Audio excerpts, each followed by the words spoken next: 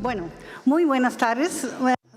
Okay, good afternoon. It's a great pleasure and a great honor for me as delegate of the Friedrich Ebert Foundation in Spain and Portugal to welcome you to this talk with Ukrainian artists on the role of culture in times of war. It's a great pleasure to be able to partner in this event with a research center in international relations, which is a leading center in Spain with whom we've been partnering for many years. And we're really honored to also have the contribution and the institutional support of the Museums for Ukraine initiative and of the National Thyssen-Bornemisza Museum and its managing director, Emilia Acevedo. I especially would like to thank Francesca Thyssen-Bornemisza, founder of Museums for Ukraine, for her support and commitment towards the protection of the Ukrainian cultural heritage. And we'd also like to thank the Ukraine ambassador to Spain, Mr. Zahid Porovic's, I should have practiced saying your name before, Sergei Porovitsev, who is the Ukraine ambassador to Spain, and also the Spanish ambassador in Ukraine, Ricardo López Aranda, that I find easier to pronounce. A year since the beginning of the war, Ukrainians have become used to a sort of new normal.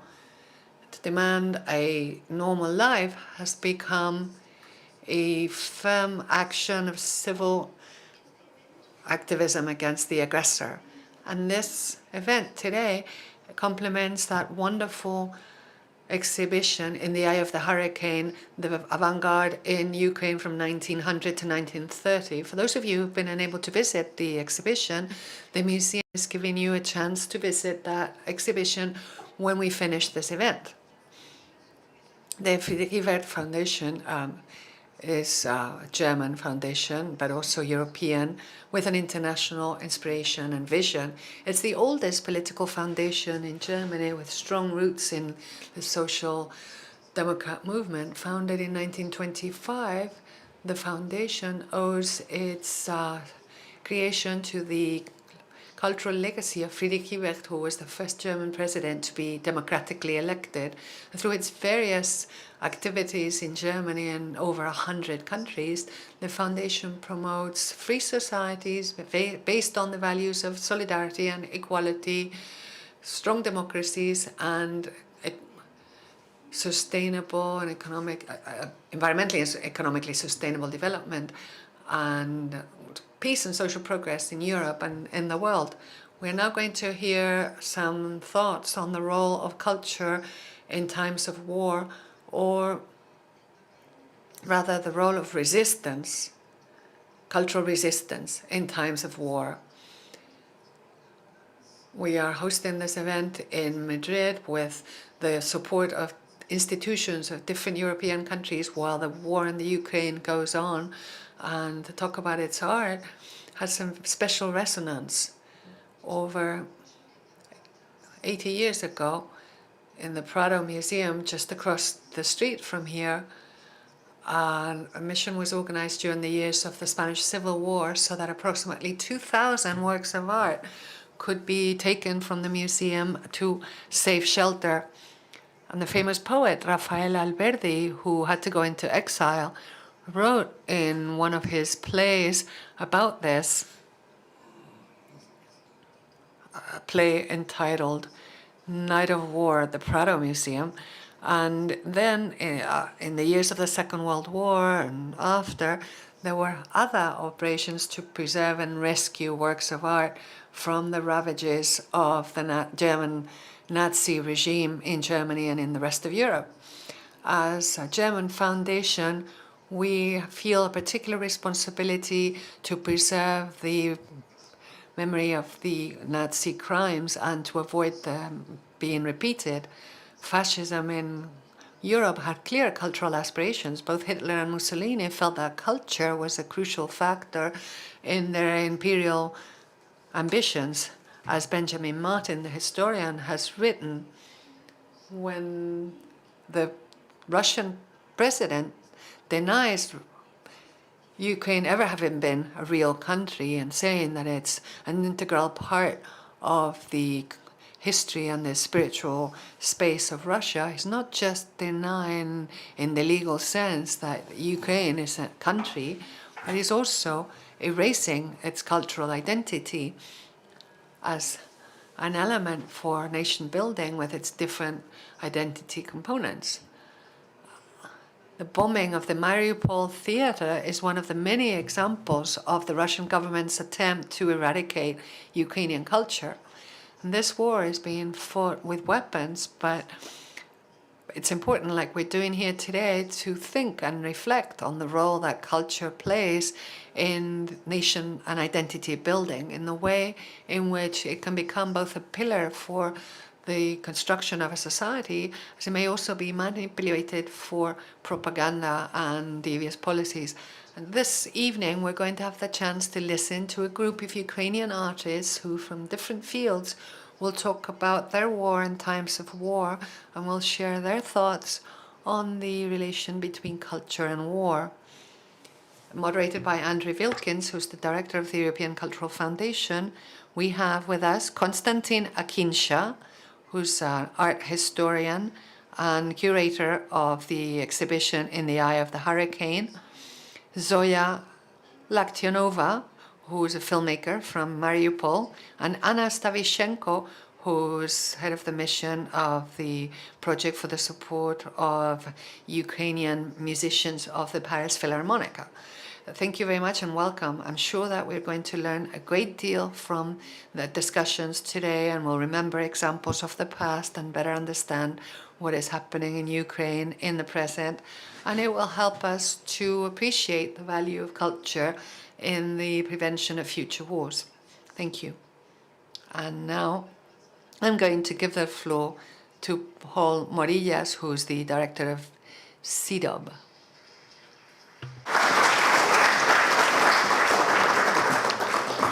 Buenas tardes. Good evening, dear Luisa. Thank you very much for that introduction. It's a great pleasure, as ever, to have the chance to partner with the Friedrich Ebert Foundation on its various activities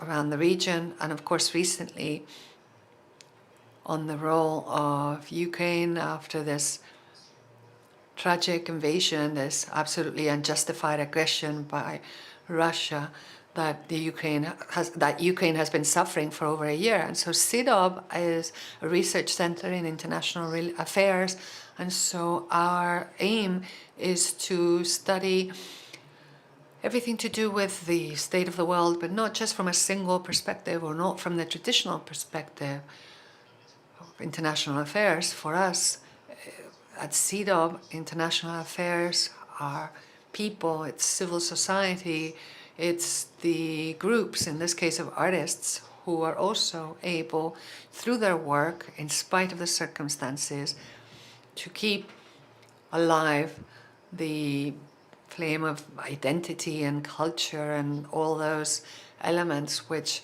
also help to build a nation. But today also, of course, culture and identity is also an instrument to resist aggression. It's an element of resistance against this unjustified aggression, and how the cultural bridges that are also built between the society in Ukraine, but also other societies, in this case,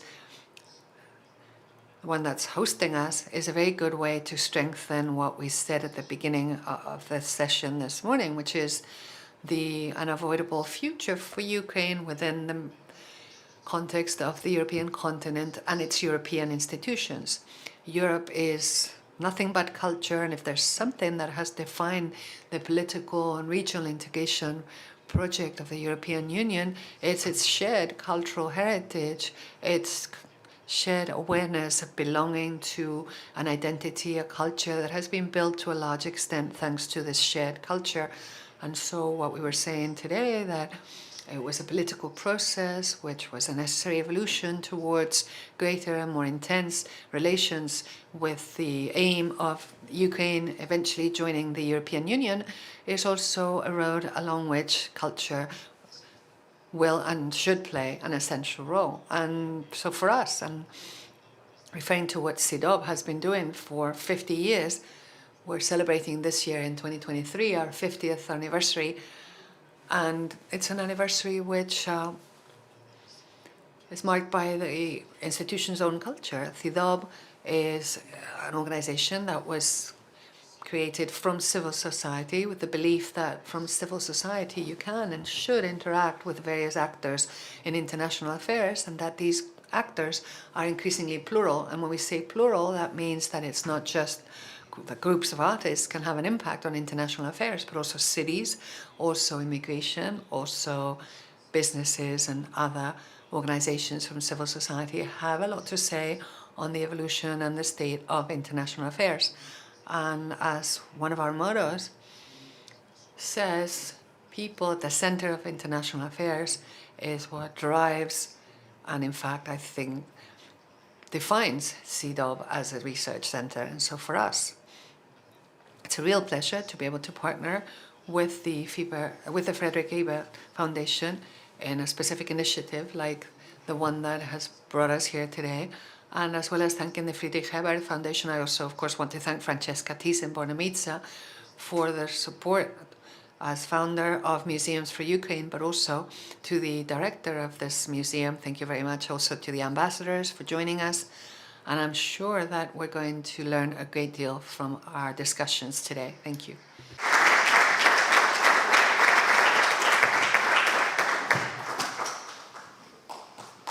One more last speech. So I think by now we've all understood and have all mentioned how this war against Ukraine is not only about exceeding territory, but it's also directed at controlling a nation's narrative. A narrative is where culture begins, and this is the role of culture, which I think has a tremendous impact on all of us. But a war on culture on this level is unacceptable on every level, not only because it systematically targets innocent lives, but it also destroys civilian and cultural property, and it cuts at the nation's heart, which is really in its determination to distance itself once and for all against oppressive Russia.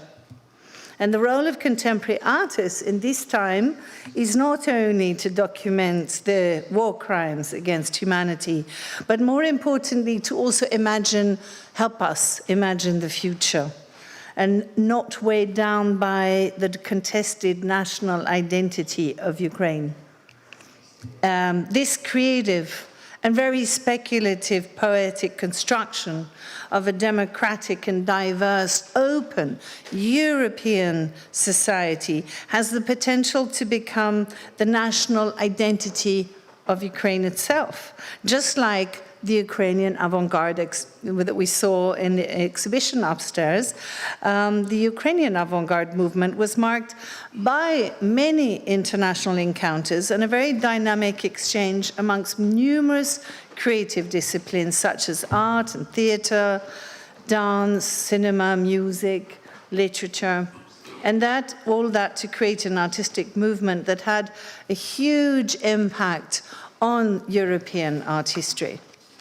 Artists from all fields, as well as art practitioners and professionals today, who are continuing to work under these unimaginable conditions by participating in this cultural resistance, are actively working on shaping the future of Ukraine.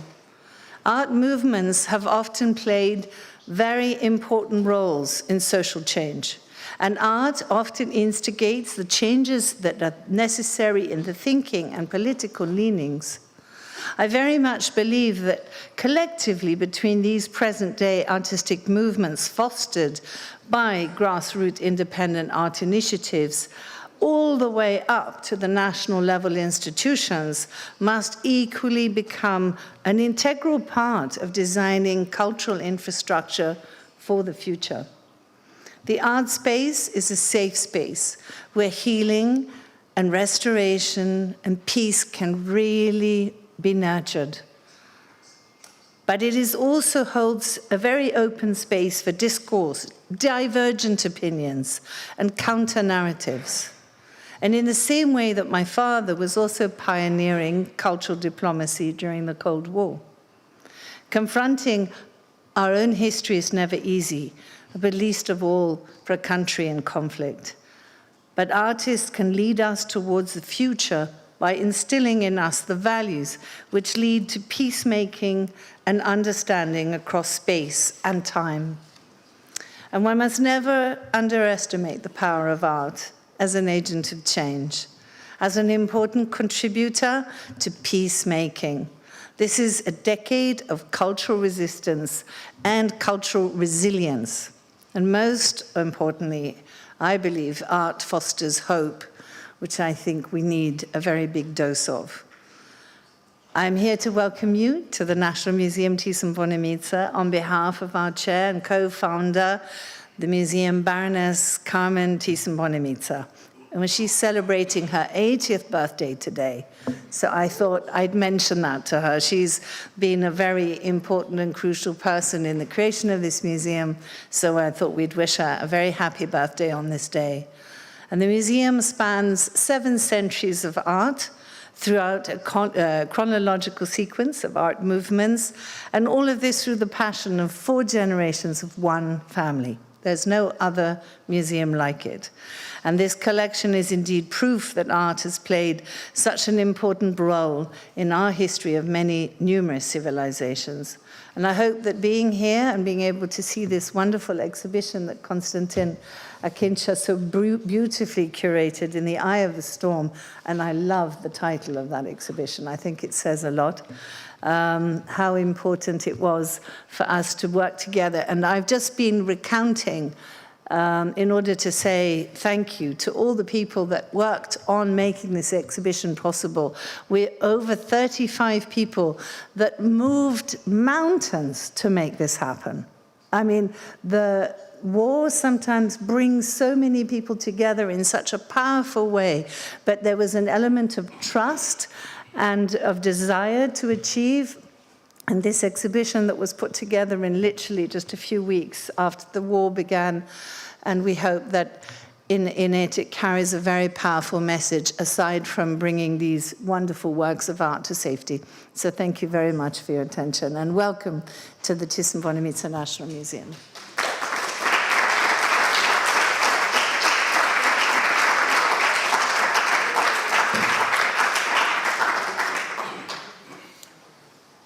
Yeah, welcome also from me. My name is Andrew Wilkins.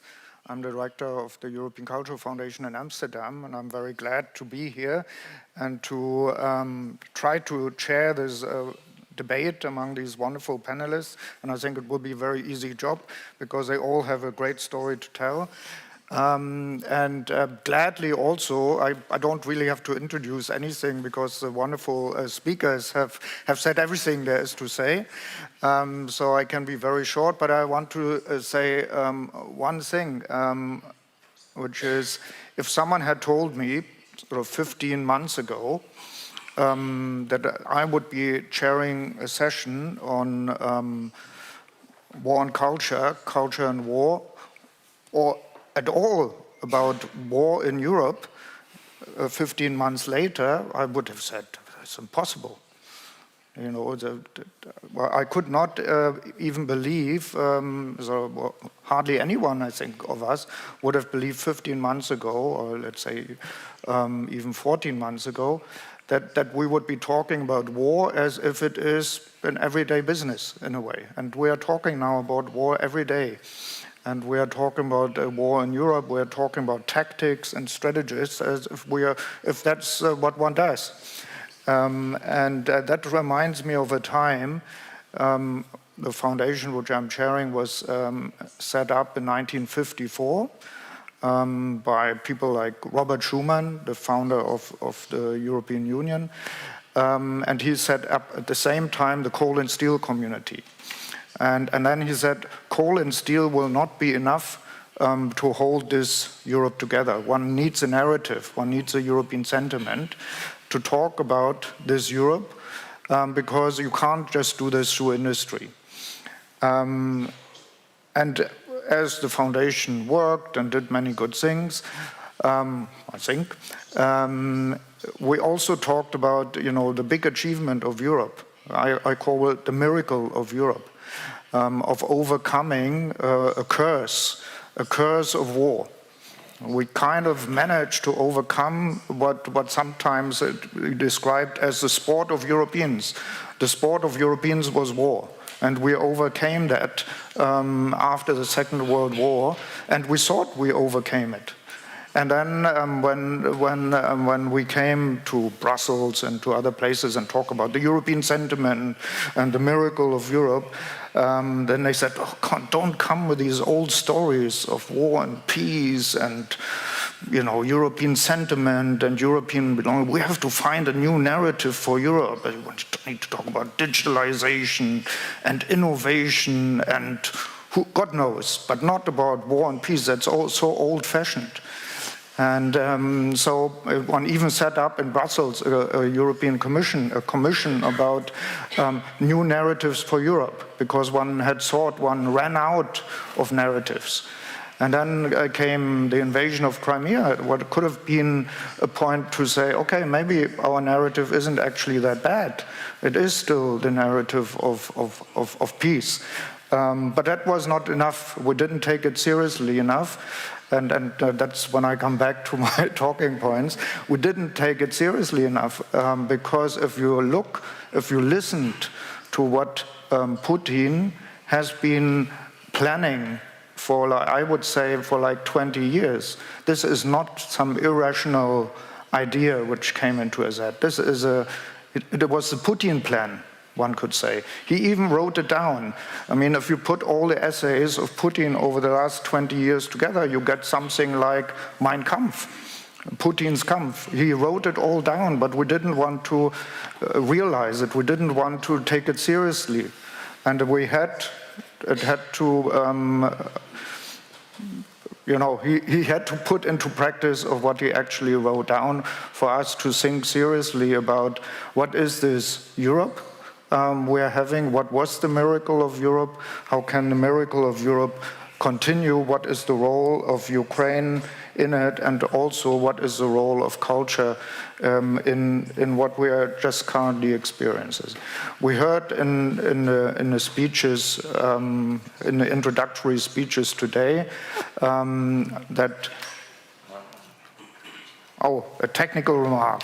Very good. Thank you.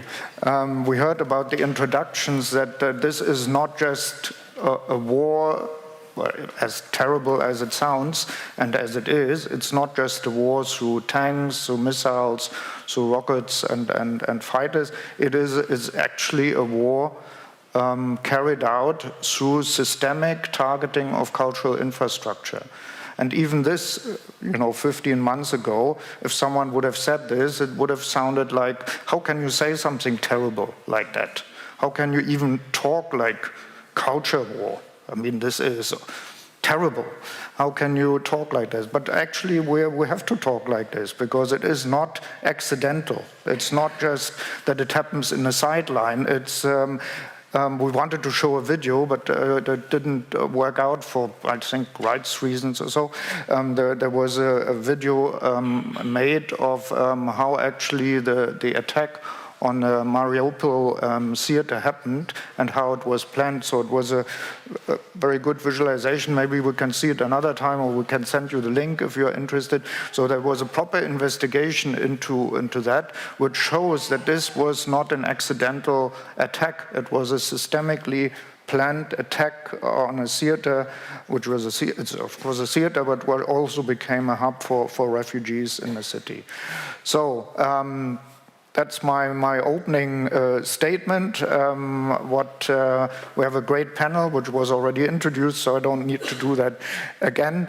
But I want to say we have different perspectives here on the panel. We hopefully will cover a lot on this issue of war and culture, culture and war, and maybe what we can do. And that's what I would like to end up with, because we are here and we're listening, we're talking, but what can we actually do here from Madrid, from Amsterdam, from Brussels, from many places, because that is not something we can just leave with our Ukrainian friends and colleagues. This is all of us. This is a European issue, and I actually call this what we experience at the moment as the battle for Europe. And so that is a common endeavor. I would like to start with Konstantin. He was already in. I know, no, but we are beyond that, I would say. But we had this morning a very good tour through the exhibition, and if you haven't been, you should definitely go. It's wonderful. But Konstantin is curator of the exhibition, and he gave us this tour and he introduced it. And when I heard that, I thought this was actually a great introduction into the whole topic. It's not only an introduction into the exhibition, because, and the question is actually when you come to Madrid, why is an exhibition on Ukrainian modernism, why is it actually such a big deal? But it is. And maybe Konstantin can say why it is a big deal and what does it actually represent, not only in Madrid. Also, I think it is a great, it's a great thing that especially also you, Francesca, and with Konstantin managed to make it happen, and Konstantin will talk about it. But why is it not, is it more than an exhibition? I will, but if you will permit me, I will start with some historical grievances. Okay. And my personal recollections, which is more or less proven that we are repeating the same mistake again and again.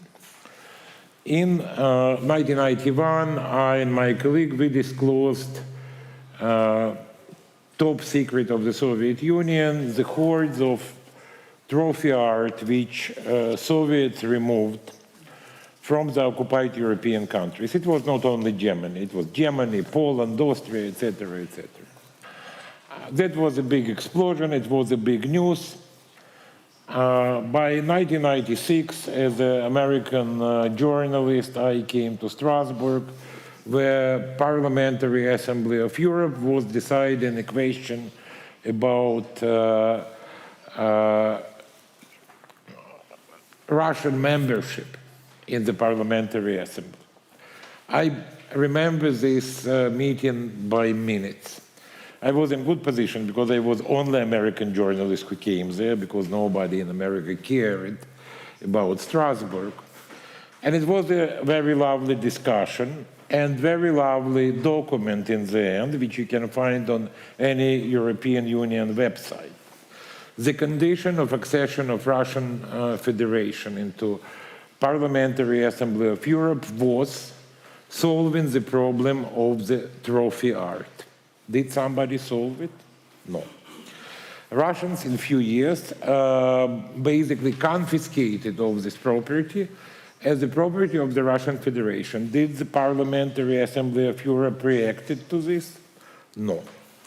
We are moving in time. 1998, we had in Washington the well-known Washington Conference on the Holocaust Assets, and I was presenting in that conference as an independent expert. I was talking about property of Holocaust victims, which was confiscated by the Nazis and then reconfiscated by the Soviet Union and disappeared in the Soviet storages.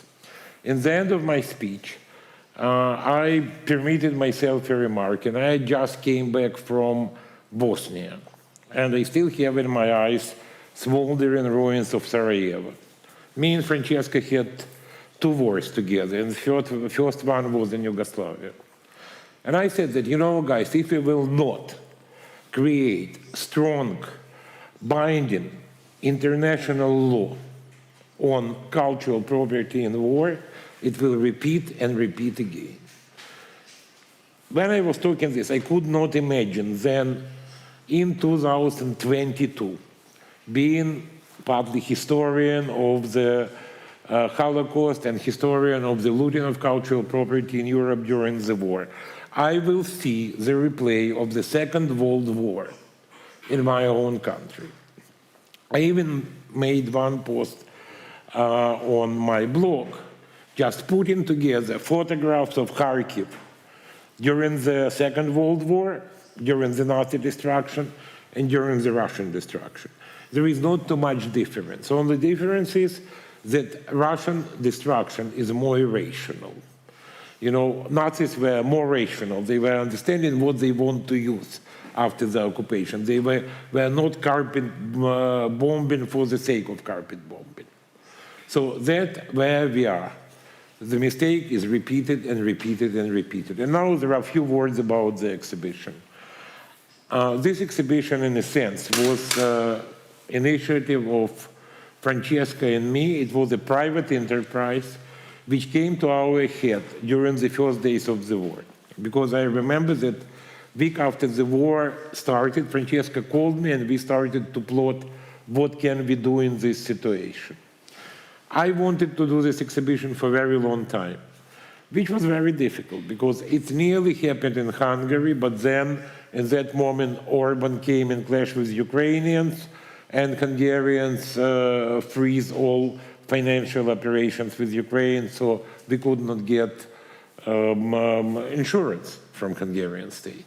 Then I was coming to knocking at the doors of German museum directors, and they were telling me, oh, it's very good material, very interesting, but I will not do it because my Russian colleagues could be not very happy with this.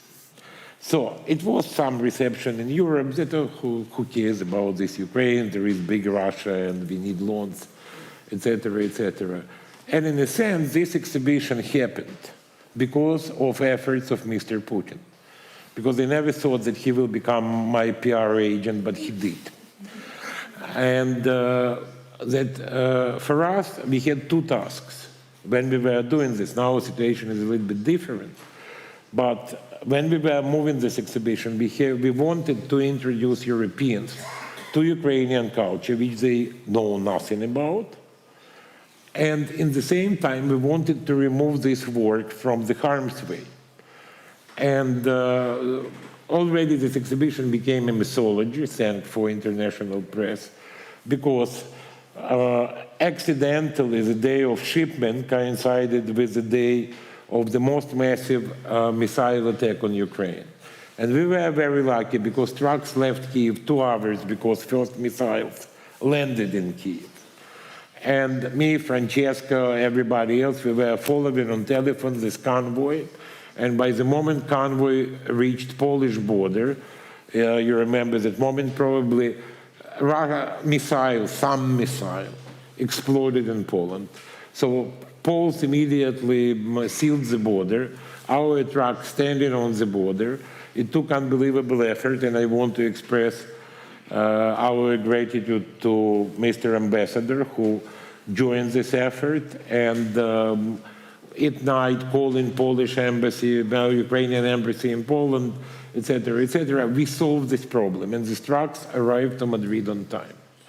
And I'm very happy that this exhibition took place.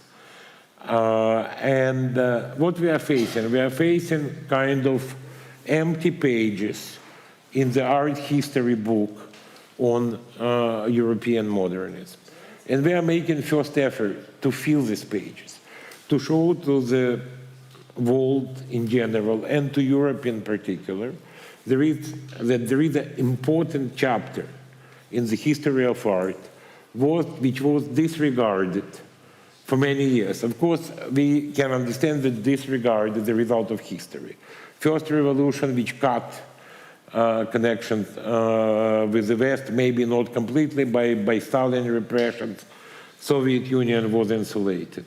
Then the Cold War. And then this art was lost. It's, of course, These artists were prosecuted. This art was put in the secret repositories. It saw the light of the day basically after Ukraine gained its independence. And I'm very proud because we have something to show. We have very specific, very interesting chapter of European culture, which finally is coming back from the cold. I'm very happy that it started in Madrid, and that's again because of Francesca, because of Evelia, because of Guglielmo, who were open to this exhibition. I think that I will not disclose great secret if I will mention that in the beginning we were knocking at many doors in Europe, and many museums said, oh, no, we have plans, we are busy, we don't have time, and it's not our level. Now some of these museums who said no are in chain of our European travel, because from Madrid this exhibition is going to Cologne, from Cologne to Brussels, from Brussels to Vienna, and from Vienna to London. And we already initiating the second show, which will go to Vienna, and we hope to Portugal and maybe to other locations. And I'm very happy that it's happening. Today we had very interesting discussion in the morning, which was political discussion. And I really appreciated words of our Ukrainian colleague who noticed that, of course, this war is horrible, but in a sense it's gained unbelievable velocity to changing Ukraine into a European country and making Europe open to Ukraine. It's happening because of this war. And I can see it as a great chance for European culture and great chance for Ukrainian culture, because finally we have a meeting point. Finally, we are returning ourselves in the history of the big European art. And Madrid show is a proof of this. We will not stop on this. And we hope that our European partners will help us to continue this important integration. It's very important for us, but it's not less important for you. Thank you very much. Thank you.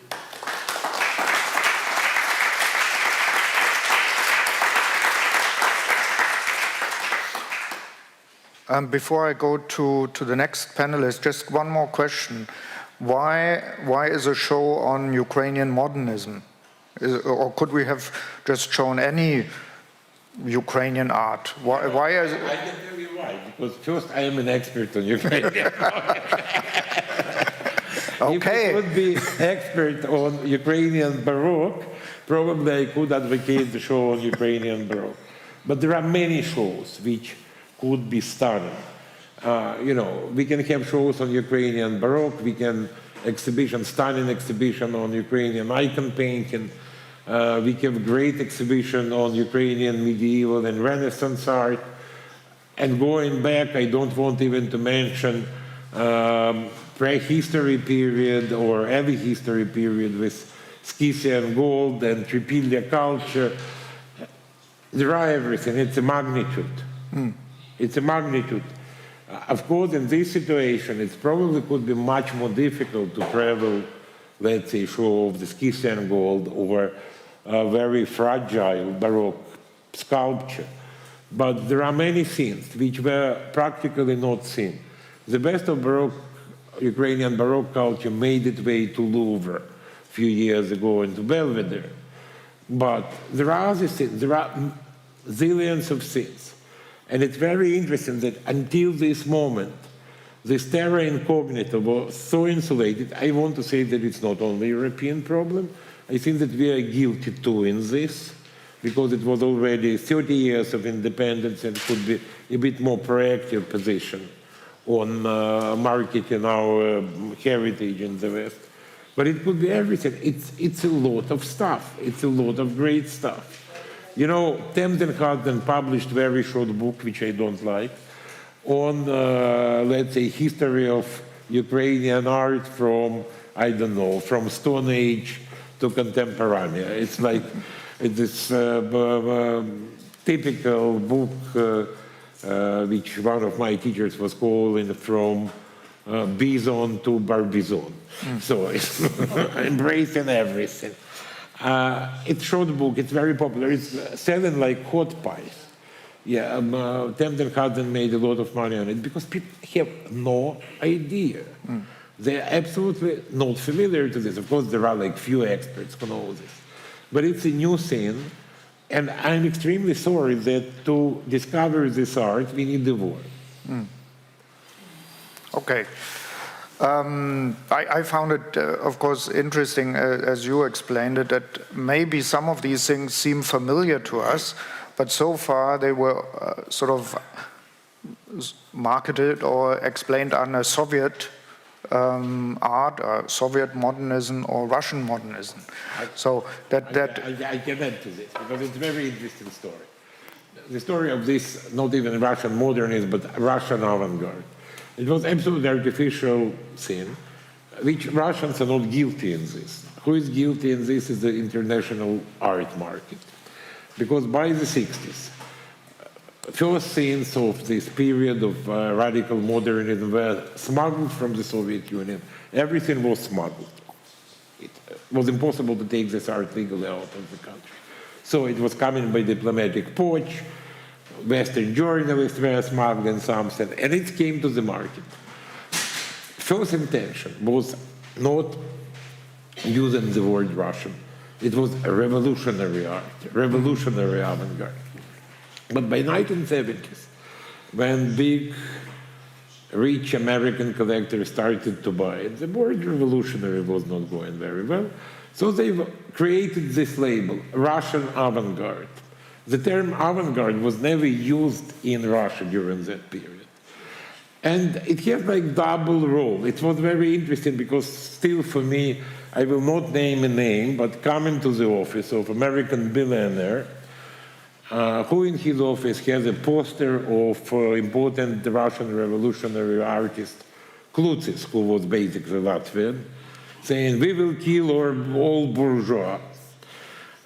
Hanging in the office of the billionaire, it was a little bit like antlers, like, you know, like a hunting trophy that we succeeded to survive this.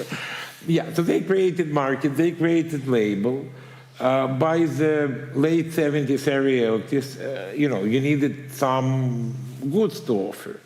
They started to smuggle from Ukraine works of Ukrainian modernist artists like Vasily Yermilov, who was fully like quintessential Ukrainian artist, or Bahamazov, but they have a label. So it has to be sold as Russian avant-garde. Yeah, that was in demand, so okay, it was not fully Russian, but okay, who cares? And after the fall of the Soviet Union, Putin Russia inherited this label. And it was very good for Putin Russia. Everything was avant-garde and everything was Russian. Even if it was not Russian and if it was not avant-garde. But it was umbrella definition, all-embracing, which of course created problem for Ukrainians. And I understand that now we are going a bit with zealotry in reclaiming Ukrainian artists because, you know, it's starting to remind competition for where was the motherland of Homer. You know, 10 Greek cities were fighting for the right to be the motherland of Homer. So that's the same situation we have with Malevich, which according to Ukrainians is Ukrainian, according to Russian is Russian, according to Polish is Pole. So but of course there is certain raison d'etre in the whole story, because Russians really created very strange imperialist model of culture, which needs analysis, which needs understanding. I really want to look at it. It's a really Europeanization of culture. Very strange. It started not even in Russian Empire. It really was established by Stalin in the 30s, and you know, we have this war with Pushkin, which is very funny, because in Ukraine, Ukrainians now ruining monuments to Pushkin, renaming streets named after Pushkin. My take, it's not about Pushkin. it's about Pushkin as a symbol of certain politics. Because Pushkin could play very different role in different historical moments. But we have to remember that Russians or Soviets and then Putinists made Pushkin in this imperialist symbol. And I can give you a very easy and understandable example. You are from Eastern Germany. So 1949, creation of GDR. What is the first public ideological act after the creation of GDR? It's an opening of the monument to Pushkin in Weimar. Hungary, 1948, full communist takeover, the first step, opening of Pushkin monument in Budapest. And we have this Pushkin standing everywhere from Havana to God knows where, which is very interesting. It's not normal classical colonial behavior. You know, Brits were not putting monuments to Shakespeare in Bhopal or in Swat Valley. It's a very specific cultural model which was kind of revised by Putin, because he threw out of this model everything connected to communism and revolution. So let's say Mayakovsky and Gorky disappeared, but everything else remained. Okay. And it's formed, it's really imperialist culture. It's very funny. And Russia needs very serious soul searching. I don't know when it will start. And when we are jungling with the word decolonization, I have to say that certain decolonization is necessary. Well, let's maybe come back to that in a discussion. Let's move to Mariupol. Zoria Laktinova is a filmmaker, documentary filmmaker from Mariupol. She has worked there. You have worked there. And maybe you can tell us a little bit what you did before the war started in Mariupol, what you are doing now. And I think it gives flavor if we had looked at the video also of what filmmakers, documentary filmmakers are actually doing now, and what a big role they have and can have in documenting what is actually happening. Because, for example, without this film, it would have much more difficult to understand actually how systemic the attacks on Mariupol were. And you know, maybe you start from your own story in Mariupol and coming to what you're doing now. Yeah, my name is Zoya Laktionova. I was born in Mariupol, and I started my career from films about Mariupol. My films are about war, because the Mariupol war came earlier. It was from 2014 till the full-scale invasion, and in my films I was trying to describe at that time for Ukrainians how war looks like. So because at that time war was at the Donbas region near Russia, so I was trying to describe how it is, how this war looks like. And my first film, a diorama, is about sea that was mined during the war. And this film, I was shooting in a museum, and this museum was destroyed last year. And yeah, now actually I have testimony, so this museum is not exist anymore, and now I have archives actually, so I can show not only to Ukraine, now to the world how it was and what we lost. Yeah, and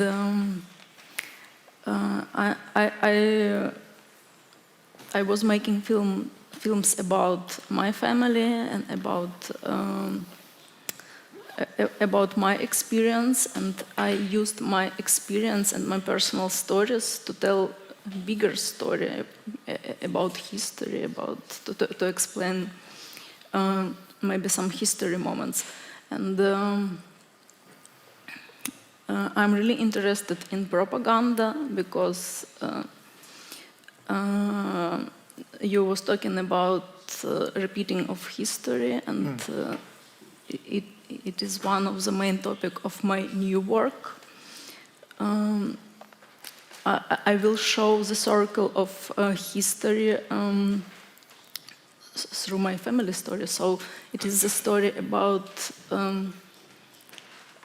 Azovstal plant that was destroyed first time after the Second World War, and my grandfather was taken by force by Soviet Union to rebuild this Azovstal plant. And last year is how our family came to Mariupol. Last year, when Azovstal plant was destroyed second time, our family left Mariupol. So, and all generations of my family worked at this plant. And it was not decision of my family, it was decision of totalitarian system, and I want to show how propaganda makes possible all these things, and how propaganda came again, making these circles. So, yeah, my family story will help me to tell more about all history. And actually, I made research, and I was at archives, at Soviet archives, and I found that propaganda, that words that Soviet Union used 70 years ago, that the same words use Russia now. It's totally the same. And this year I was in Kharkiv. I was filming in Kharkiv, and I recorded some. I found a really interesting radio station. It's a Russian propaganda radio station, and this radio station use the same words like Soviet Union used 70 years ago. So it is about please help Russian army, and you will have a beautiful, rich life. Please help Russian army. So 70 years ago it was please help Red Army, and you will have beautiful life. So it's circle, it's the same. Oh, thank you. First of all, I also want to say, if you have a question anytime, just raise your hand. We have 2 microphones here, but also we have foreseen some time after the panelists. But if you have an urgent question in the middle, just raise your hand. But maybe we come back again to the question of propaganda, because what you told me last night on sort of how even people you know, sort of they could not escape the propaganda, even if they could see with their own eyes that things were destroyed, and they believed it was the Ukrainians. So this is the power of propaganda, which, you know, but maybe we come back to that in a minute. So now we're moving away from documentary films to music. We have Anna here, Anna Stavichenko, right? Totally got it right.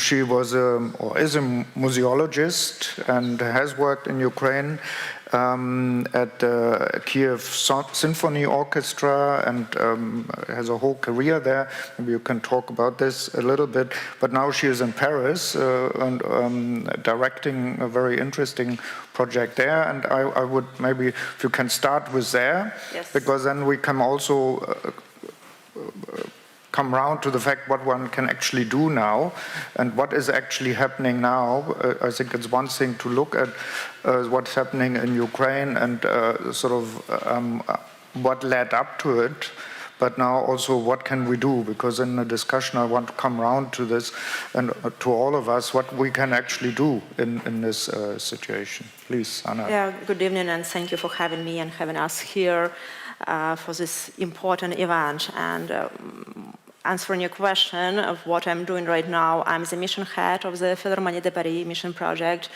that helps Ukrainian musicians who were forced to leave Ukraine to find temporary contracts in the French national orchestras. And when we started this project, when we started even thinking about how can we help, exactly your question, and as I understand it's a question for many people, what can we do, how can we help?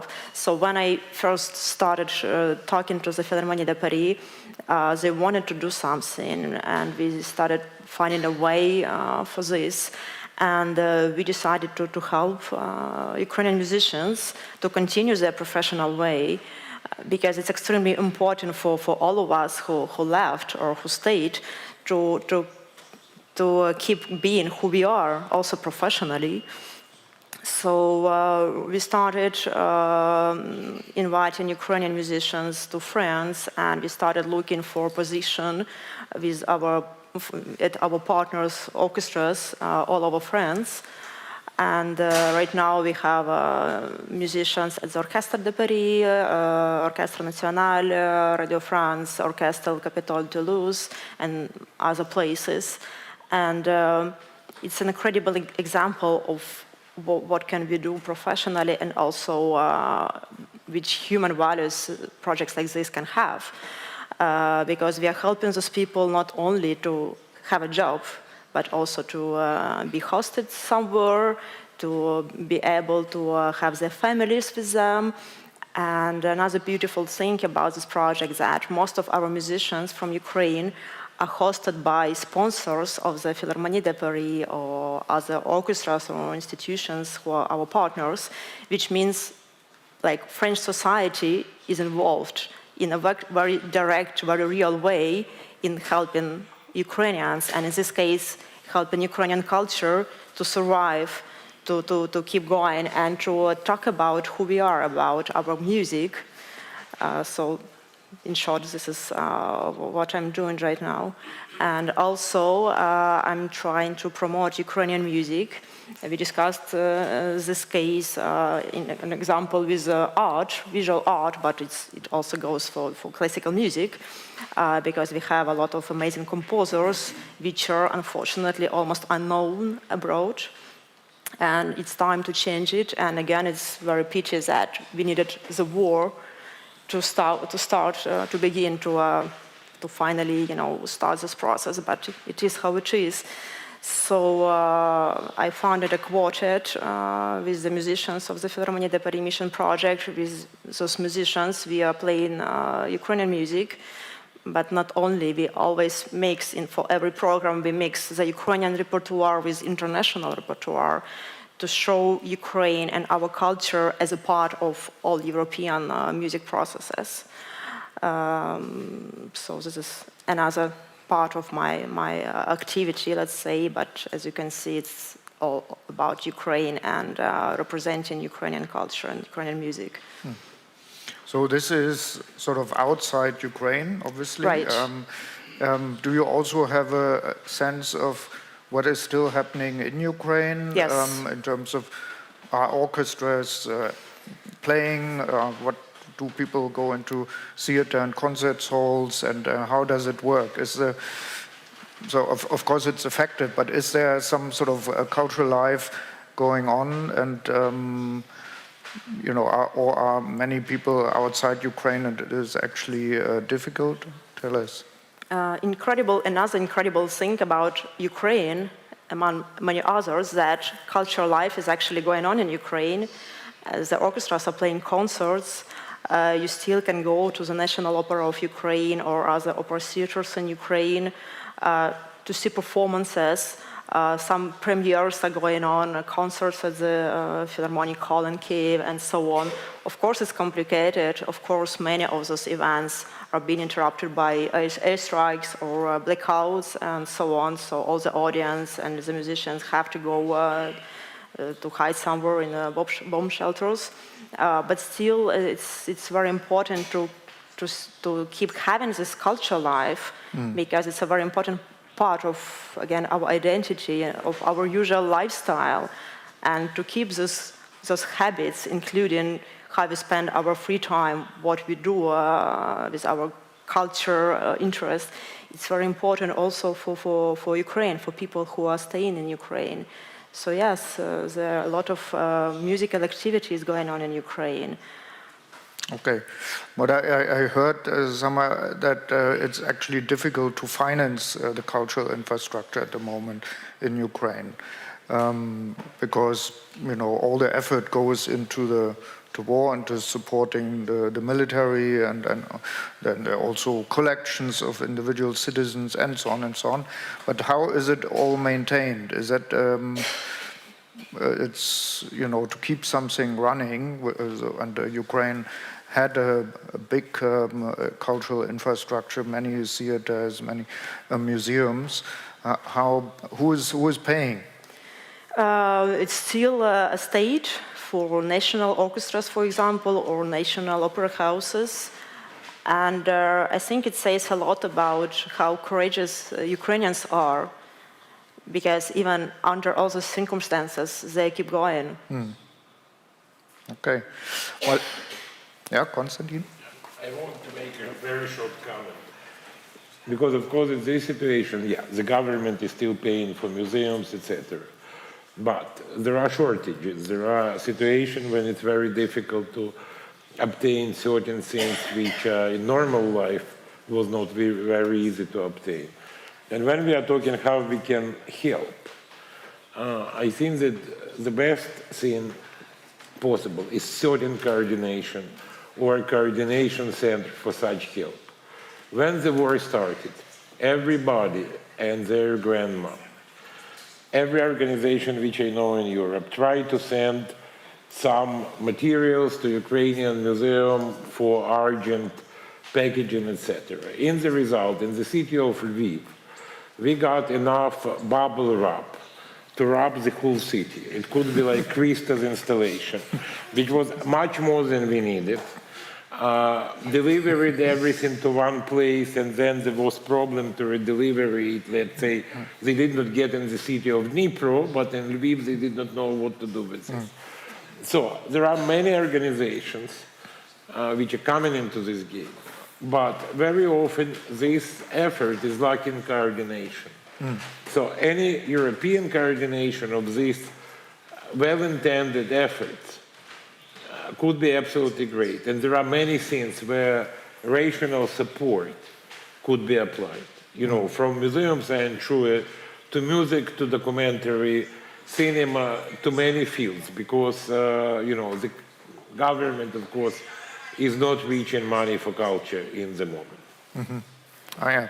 And Zoya, how does it work among documentary filmmakers? How do they survive, and how do they continue producing? How does... It's mostly impossible now because no money for filmmaking in Ukraine, and Ukrainian filmmakers trying, actually only documentary filmmakers, trying to find funds outside of Ukraine. So now there are a lot of programs for Ukrainian filmmakers, but it is not enough because situation is horrible. And at the same time, there are a lot of filmmakers who went to frontline. So yeah, we have this problem at the same time. Y luego hay cosas que muchos extranjeros han venido a Ucrania para rodar sus propias historias sobre Ucrania, que a mí me parece que eso no está bien. Give possibilities to Ukrainians, make the story, not foreigners. So now Ukrainians work for foreigner filmmaker. For me, better will be enough. So it's better to find a Ukrainian director and help him tells the story, not come outside and trying to to find story. Yeah, for me, it's the better way. Yeah, it's your opinion. But Yeah, I think yeah, that we cannot interrupt or, let's say, limit rights of foreign filmmakers who want to show their side of the story. I'm supporting you. I think that Ukrainians have to have their voice, but it doesn't mean that we have to exclude. I saw this, you're not the first person who was saying this, because I already even read something that all these foreigners are coming and appropriating Ukrainian suffering, nicely mimicking the language of American New Left. And of course, Ukrainians have priority right to do this, but I think that if, let's say, French or American filmmaker want to show his, let's say, point of view, he has right for this too. It's not exclusively Ukrainian right. Yeah, it's not exclusively, but we are not in the same level. So the Ukrainian filmmakers is just surviving now. So they are thinking about surviving and at the same time about filmmaking. So it's mostly impossible, and it's not the same. Yeah. We need to just to try to what we are talking when we are talking about what we can do. Yep. We can have some ways to find some ways to support Ukrainian filmmakers. And I think that European organizations, European foundations can do it. We are not talking about zillions of money. It's very reasonably budgeted demand. It's very doable in the end of the day. Yeah. I think there are good efforts also from the European Commission. They have a Creative Europe program. They have now 2 specific programs relating to supporting Ukrainian artists specifically. It's not enough at all. Also, our foundation has a Culture of Solidarity Fund, which supports actually groups of people working together. That's why we call it European Solidarity. So it's, let's say, someone from Italy and someone from Ukraine. I think it's important to see that European dimension. But let me introduce an idea. We've been working in the foundation during the COVID time. Also, the arts and culture sector was very much affected straight away. Everything was closed. People had no jobs, like everyone else. But at the same time, there was a huge demand for people to, see, to hear music, to see people performing. And so actually culture had a huge role to play to overcome this pandemic, but at the same time, no income. So, so we launched something which is called Culture Deal for Europe.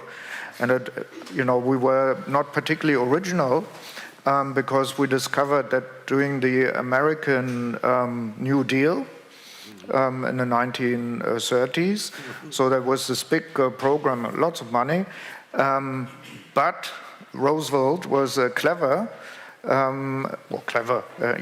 There was actually a program called Federal One, which was specifically also a certain budget of the New Deal was dedicated to artists and cultural workers, very specifically. So they understood at the time that this big challenge of, in a way, the big transformation in America could only be managed through having artists and cultural workers on board. Well, it was a sort of a little bit of soft power, but it was also work creation for the art.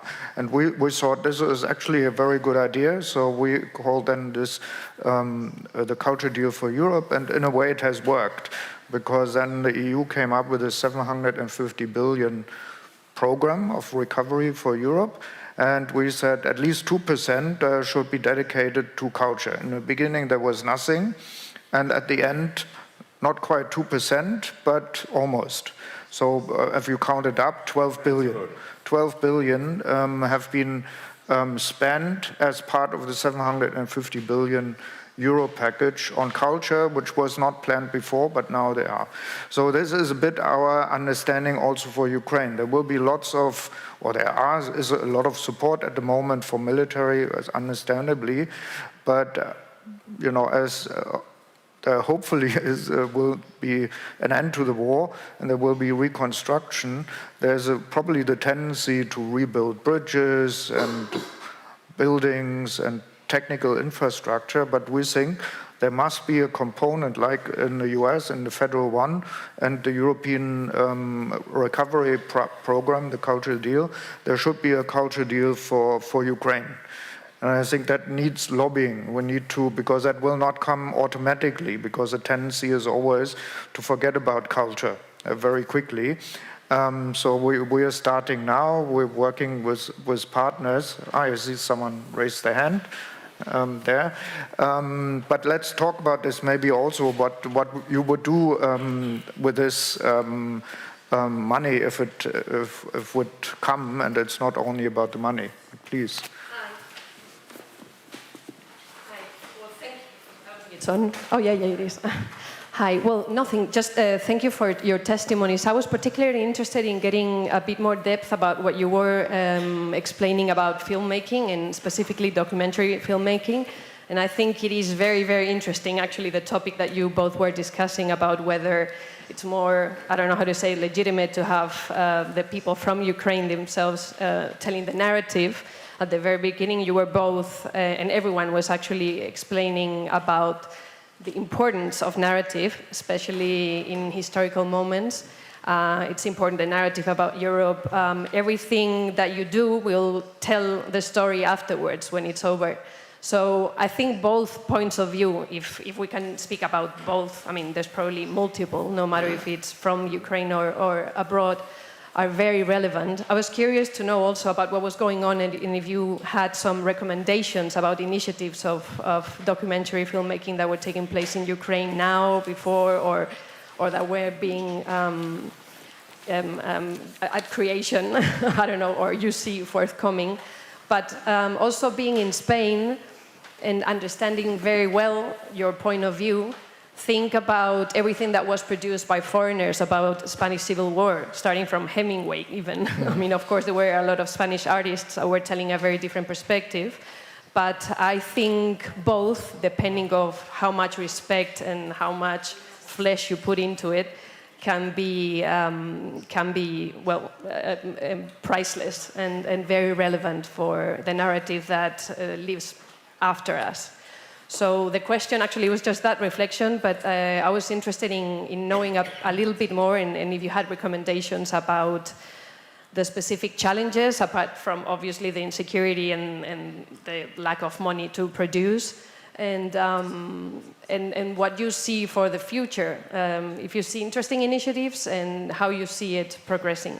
And I didn't want to interrupt, but no, absolutely. And then anyone else, if you have a question straight away to any of the panelists, but maybe that's a question to you specifically. Yeah. For now, I agree about respecting. So it's really important to respect the Ukrainians who works on foreigners. So there are a lot of situations when foreign director situated somewhere in Europe and ask DOP and other Ukrainians to go to frontline and film something. It's impossible for me. Why? Please, if you want, okay, go yourself to frontline with your foreigner DOP and film it. Okay, so I want more respect in this case. So not using Ukrainians for dangerous, just for something, for technical things and dangerous things. So about future, what I'm thinking now, there are a lot of films that will be a lot of films that just fixing situation. It's not reflective films. It's just you're fixing reality. And now it's we need to wait for more strong and reflective works about wars that is going on now. So I think it's important to fix everything what is going on, but it's just fixing, and after that we will have more strong works. So it's about future. And I hope that after war will be a lot of works not about war, because Ukraine had a lot of poetic cinema before, and Ukrainian poetic cinema is really strong. So I hope that after war will be a lot of poetic cinema and maybe some other things. I don't know, yeah, but now it's everything about war. Actually, we create a club for Ukrainian cinema. Microphone. Yep, there's a microphone coming. Yep. Yep. Good evening. Actually, we create a club, Ukrainian club. We translate Ukrainian films in Spanish. So already we get 1 week.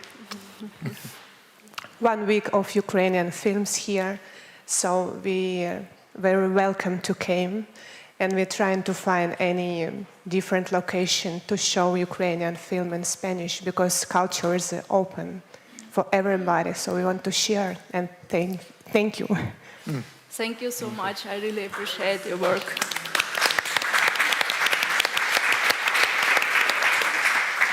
It's really big thing that it's needed to do, to show Ukrainian films, and please come to see Ukrainian films.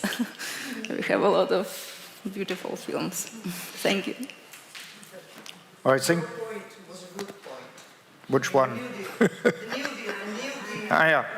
Well, I want to maybe come back to that, but also the question about Ukrainian filmmakers and others from Europe, and your point, I mean, you can't just send Ukrainians to the front line and then have the film made by others. But I think the question of the Hemingways of today going to Ukraine and telling the story of Ukraine is also important, because basically this is a European story. It's not only a Ukrainian story, and you have to tell it as a European story. And so in that sense, let the Hemingways of today go to Ukraine and tell the story to an audience, in addition, of course, not exclusive, but I think it's also important. But Konstantin? Yeah, and we have examples. We have Littell, the author of The Benevolent Ones, who is an important French-American writer, who is going to Ukraine, and he doesn't need Ukrainians to go to risky places. He will go to any risky place existing. And he's writing very strong, very scary. It's very difficult to read this. He wrote, for example, an article about mortuaries. Mortuaries of Russian dead and Ukrainian dead. I think that it was in the Liberation. He's writing very tough stories about this war, and it's a literature, it's not just journalism, because he's an important writer and he's a devoted friend of Ukraine. And so we have contemporary Hemingways, it's not that they're absent. I was told anyone asking anything, also in Spanish, because we have a translation here, so don't be, I won't start in Spanish because that's terrible, but if you have any question in Spanish or in English, please let us know. But coming back to your point on the culture deal, and maybe going to you, Anna, let's say, whenever it is, hopefully soon, or whenever the right moment is, then that the war is finished, what would you expect in your field, in the music field, would happen? I assume it would not just go to exactly the same point as it was before the war. But what would be, maybe not only what you expect, but what would be your hope, your best scenario? Yeah, my best scenario would be Ukraine to be included in all European or Western culture context, because as we can see now, at some point it became very dangerous for Ukraine to be excluded, because when Putin said that Ukraine never existed, nobody reacted enough. Because for people who unfortunately didn't know enough about Ukraine and also about our culture, it wasn't shocking enough to even hear these words, because there were no strong connection to Ukraine being a country of Maxim Berezovsky or Boris Letoshinsky or other great composers. Because let's imagine something like this to be said about France or Italy, it would have automatically a very, very prompt reaction, because people know what Italy is or what Spain is, and so on. But unfortunately, it was possible to still, react very slowly or don't react enough, because for people, Ukraine was some terra incognita again. And through culture, we can change it a lot, and it's already changing and it's already happening. But we need to be sure that in the future, when Ukraine wins this war, if the Russians will decide again to come to our country to destroy us, to kill our identity, the reaction from the world will be very quick and very strong. Mm. And then, in a way, would you expect that your project in Paris after the war would finish, round up, and you would send everyone back I think it can be modified, and actually right now I'm working on it. I'm working on founding an orchestra, a Ukrainian string orchestra with all of the musicians who are now participants of the Philharmonic de Paris Mission project, to have this orchestra to play Ukrainian music again, to speak about our country, to represent our culture. So this can be our future, and I hope it will be. And also, I really hope that not only Ukrainian musicians will be playing the Ukrainian repertoire, but it will become an equal part of the repertoire strategy of foreign orchestras and institutions as well. Because for now, this is not really happening.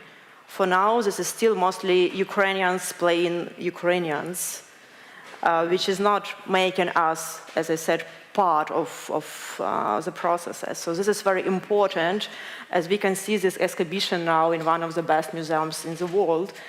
I hope to see an example like this in European Philharmonics and with European orchestras playing Ukrainian music.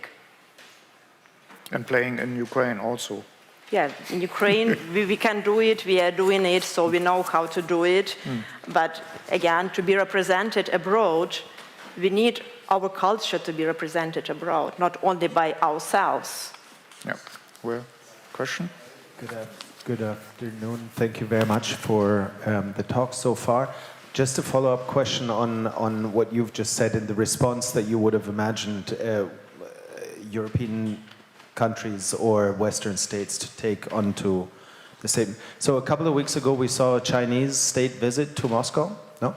And somehow we also saw maybe the power balance shifting in this state visit, in Russia seeming more like the junior partner in this collaboration. And yesterday, actually, the Chinese ambassador to France made a statement questioning the sovereignty of all former Soviet Union states. Following your statement or your demand that there should have been a stronger reaction, what do you think the cultural position and then the political position should be? Excuse me, what was the last sentence? What do you think the cultural response or the cultural positioning and in this case and political positioning should be? Yeah, okay. Because so far there's been nothing, right? It's come and gone, and it was yesterday's news. Yes, so what can culture do as a so-called soft power? It's to build our identity both for ourselves and for foreigners, for the world. Because in every case, in every situation, when someone will come and say we don't exist, we never existed, we don't deserve to exist, and so on, we have a proof that this is not true. Through culture we have and we represent. I have much shorter and much rapid reaction, which I thought after this beautiful statement, and I will work on it. Of course, I have to get some Ukrainian clearance, but my answer will be Ukrainian art exhibition in Taiwan as soon as possible. Yeah, please. Yeah. Thank you. First, sorry?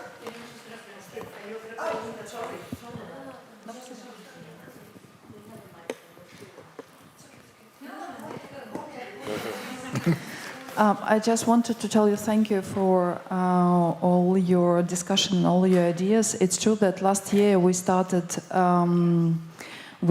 all think how we can help and what we can do in this situation. And in Barcelona, we organized the exhibition in the National Museum of Ukrainian Artists, and that was the beautiful opportunity which we obtained in Barcelona to create like the center of Ukrainian artists who are coming as refugees. And that was the option when, you say, Andre, that is very important to not only to find the option what to do, but to unite the people and to make the union all together. And actually, that was the ideas of all the artists to work together and to show Ukraine in all the disciplines. So we started since March of 2022 to create, receiving the refugees actually into Barcelona, creating the embassy of the art of Ukraine. And that was the idea, to create it in all the different places in the world, because there's many diasporas all over the world, and they are all they're not in the contact with each other. We knew that there's a very nice institution in London, there's a very nice institution on the base of Chicago, Ukrainian Institute. And we were thinking, talking to all of them, we were thinking, we're just artists, we're just a group of artists in all the disciplines. We had artists in the sculpture, in the drawing, in installation, in art performances, in cinema. It was kind of all the disciplines, not only ballet. And the idea was to connect everybody, and to connect the young people who are coming to Europe, because Barcelona is a hub for the moment and everybody are very interested to come there. There's no really the possibility to get some kind of institutions who are helping us, but there's a very nice connections, and we are inviting you, Zoya and Irina, also to come to Barcelona, because every month we are doing the concerts, including the Ukrainian music of Rivutsky, Skorik, Letoshinsky, into European traditional culture. And every month we're trying to open some kind of art talks about cinema, and to show the documentary films in Ukrainian and in Catalan, because in Barcelona is important.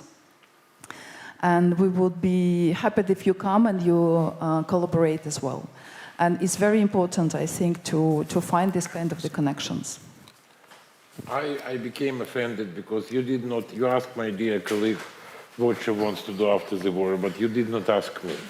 No, but I decided to answer anyway.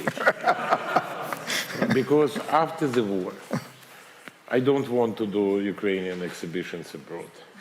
I want to do a good exhibition, let's say, of Italian arte povera in Kyiv, in the National Museum of Ukrainian Art. Because the last important European blockbuster which happened there was organized by Francesca's father. Because for these 30 years, Ukraine did not have high-profile international art exhibitions. And what we are doing now, I hope, is a prelude to creation of two sides street. Not only Ukrainian art sent to Europe, but European art coming to Ukraine. And it's extremely important for creation of new Ukrainian state. We don't need the globe of Ukraine. We need the globe of the world with Ukraine on it. Very good point. Also, I think it's important to think Ukraine within Europe and Ukraine within the world. But I think it's also very important for Ukraine to see that connection to Europe. There is another question. Oh, yeah. Yeah. Okay, we are talking, we have someone speaking about music, documentary, art. With you, I'm glad you brought to the table your point, because since I work on broadcasting documentaries, I can relate and I can understand what you mean. So that's why I said that it's important, your point about the New Deal, FDR's New Deal. It would be important to give Ukrainians the means to work not as fixers for everybody else, but to do their documentaries. Fortunately, for instance, now there's a platform, by the way, created in Barcelona and a Catalan platform, which is filming. There we can see some documentaries and films that has been made during the war, under the bombs. So I think it's very important, because otherwise, you were mentioning Russian imperialistic view propagated to the world. Otherwise, I mean, the main voice from Ukraine, from what is going on in Ukraine, will be a Western version. I mean, I think it should be compatible both. To give you, who are poorer than, you know, an American or a French producer, to do your own vision and to show us your own vision. So as someone, as a Westerner who works on documentaries, on broadcasting documentaries, so I appreciate and I just join you on your point. So the thing is that there's part of a culture who's not mentioned here, and that to some extent is the elephant in the room, which is the language. Ukrainian versus Russian language. To what extent language is another victim of the war, and how this invasion of Ukraine has affected both Ukrainian language use and Russian language use in poetry and in literature. Thank you. It's an interesting question about usage of language. Of course, in the moment, it's, of course, strong renaissance of Ukrainian language. Even people who were native Russian speakers are turning to Ukrainian for ideological reasons. People like in Kharkiv, for example, people for whom it's not very easy to speak Ukrainian, they try making an effort. And the main killer of Russian language, or so-called Russian language, you know, when Russians are saying that these Ukrainians were like oppressing Russian language, what Russian language? Because in Kyiv, people were speaking Surzhyk. Surzhyk is different to Russian more than Montenegrin is different to Serbian, despite they're classified as two different languages. In Kharkiv, they were speaking Slobozhan. It's not Russian language. It's a very strong dialectical group, which could be easily classified as languages. But of course, Putin kills these languages. Because some writers, even gifted writers, Ukrainian Russian language writers, they stopped to write in Russian. I can give you one example. Important Odessa poet, who was initially a Russian language poet, Boris Khersonsky. Already a few years ago, he stopped to write in Russian because he saw this Russian efforts to protect Russian language as a personal offense. So we have tectonic changes. Yeah, I don't believe that something will remain of this culture. Maybe it will come back, but not very soon. So this Russian language culture in Ukraine, in a sense, is medically dead, or pronounced dead, because people who were representing it are backing up. Some poets are still continue to write in Russian, but very few.